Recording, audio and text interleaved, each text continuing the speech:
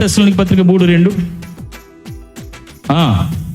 మేము మూర్ఖులైన దుష్ట మనుషుల చేతిలో నుండి తప్పించబడు నిమిత్తం మా కోసం ప్రార్థన చేయండి. విశ్వాసం చెప్పండి, అందరికీ ఉందంటున్నాడు, అందరికీ లేదంటున్నాడా? పౌలు లాంటి మహాభక్తుడే అంటున్నాడు, విశ్వాసం అందరికీ లేదబ్బాయి, మా కోసం ప్రార్థన చేయండి.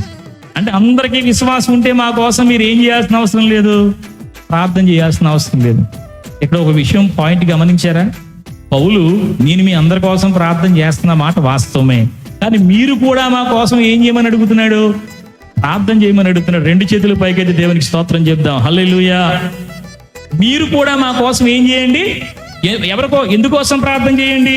మా చుట్టూ ఉన్న వారిలో చాలా మంది మూర్ఖులు ఉన్నారు, మా చుట్టూ ఉన్న వారిలో చాలా మంది దుష్టులు ఉన్నారు, వారి చేతిలో నుంచి మేము తప్పించబడడం కోసం మా కొరకు మీరు ఏం చేయండి?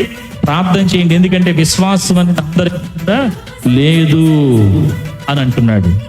హల్లెలూయా.